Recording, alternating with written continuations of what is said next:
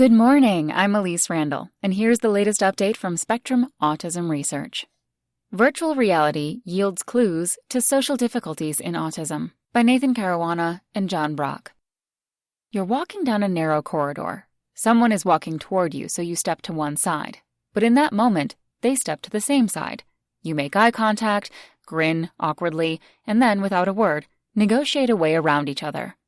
Our lives are full of these delicate social dances, whether we're having a conversation, playing a game, or trying to avoid collisions with passers-by. Our social interactions are reciprocal. My behavior affects your behavior, which in turn affects my behavior. But until the past few years, research into social cognition, the psychology of human interaction, has been decidedly non-interactive. Participants looked at images of faces, read short stories about social scenarios, or watched videos of other people interacting. They didn't actually interact with another person. Take the Sally Ann task, which is widely used in studies of autism to test theory of mind, the ability to understand other people's beliefs, intentions, and emotions. The participant watches an interaction between two dolls and is asked to predict the behavior of one of the dolls based on an understanding of what the doll believes. When children with autism answer incorrectly, the assumption is that they have failed to read the doll's mental state, and that similar failures explain their difficulties interacting with other people. However, many adults with autism pass this test, and even others that are more challenging, yet still experience severe social difficulties. These observations clearly demonstrate that traditional tests of social cognition fail to capture key aspects of social interactions, particularly in adults, that are essential to understanding autism. We need tests that allow us to precisely measure behavior in complex, reciprocal social interactions. To achieve this goal, we and others are investigating the use of virtual reality technology as a tool for research and, potentially, therapy. Using these techniques, we have confirmed that problems with joint attention, the ability to coordinate with someone else so that you are both paying attention to the same thing, persist into adulthood. We've also gained important insights about the roots of these problems. We also hope that adults with autism can one day practice their social skills within specially designed virtual environments. Engaging others. In 2013, a team led by Leonhard Schillbach, now at the Max Planck Institute of Psychiatry in Munich, Germany, published a new manifesto for social cognition research. These researchers argued that social cognition should be investigated using a second-person neuroscience approach, in which behavior and brain responses are measured while people engage in reciprocal interactions. This emerging field offers exciting possibilities for understanding autism, but it also presents serious challenges. Experimental investigations require precise control of the conditions so they can be repeated and manipulated consistently. Achieving this control in the context of a realistic social interaction is far from straightforward. In a review article published earlier this year, we addressed these issues. We focused on studies of joint attention, which involves both responding to your partner to attract his attention and initiating joint attention by guiding that person to an object or location of interest. Joint attention is important in the development of language and social skills, and a delay in its development is one of the most reliable early signs of autism.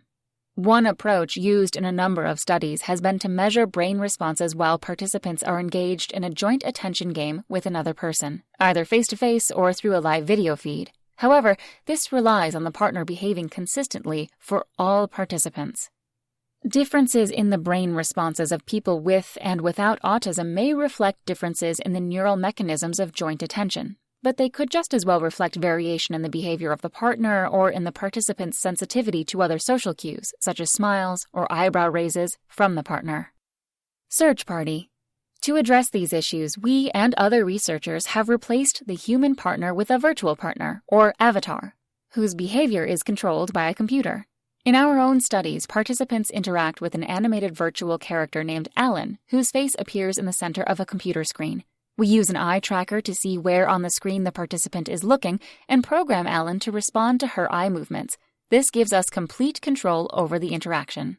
The participant works with Alan to catch a burglar who is hiding in one of 6 houses on the screen. Each trial begins with both Alan and the participant searching the houses. If the participant finds the burglar, she initiates joint attention, guiding Alan to the burglar by making eye contact and then looking at the correct house. If, on the other hand, Alan finds the burglar, he initiates joint attention and the participant responds.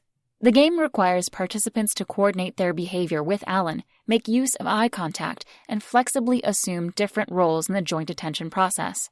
The search phase of our task also adds a complexity that is absent from other studies. Because Alan makes many eye movements during the trial, the participant has to decide whether a particular eye movement is intended to guide her to the burglar or is simply part of Alan's ongoing search. We have found that participants respond much faster if we remove the search phase, so Alan's eye movements always indicate the burglar's location. This suggests that what we call intention monitoring, working out whether a cue such as an eye movement is intended to be communicative, is an important part of joint attention. In research published in April, we used this task with a group of adults with autism. Overall, they made slightly more errors than controls did. They were also slower to respond to the avatar's eye gaze cue, but were just as fast as controls when we replaced Alan's eye gaze cues with an arrow pointing to the burglar's location. This finding suggests that the difficulties of adults with autism are specific to the social interaction involved in the task and cannot be explained by other factors that might affect performance, such as the ability to orient attention or control eye movements. Our findings suggest that subtle joint attention difficulties continue into adulthood, at least for some people with autism. This contrasts with evidence from other studies suggesting that children and adults with autism have no difficulty responding to eye gaze cues on a computer screen.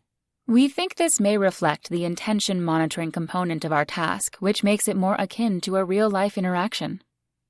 Immersive interactions. In our research so far, participants have interacted with a virtual character on a computer screen. The next step is to use fully immersive virtual reality headsets to recreate more realistic social interactions, in which individuals must evaluate multiple social cues at once, including eye gaze, head orientation, hand gestures, speech, and facial expressions. We, among others, are also considering clinical applications of new immersive virtual reality technologies. Virtual simulations could perhaps be used for social skills training in which elements of a social interaction are introduced gradually. Virtual meeting spaces could also allow people with and without autism to interact in a safe and controlled environment that reduces anxiety and sensory overload. Many of the insights in our research have come from adults with autism. They've told us how to make our task easier to understand, and they've described the strategies they've used to complete the task. Many have told us that although the virtual interaction is cognitively challenging, it is less intimidating and anxiety-provoking than real-life interactions. Involving people with autism in research is key to its success. As virtual reality technology improves and becomes increasingly affordable, the possibilities may be limited only by our collective imagination. That's all for today. Check back next Monday for more content from Spectrum Autism Research, or go to spectrumnews.org.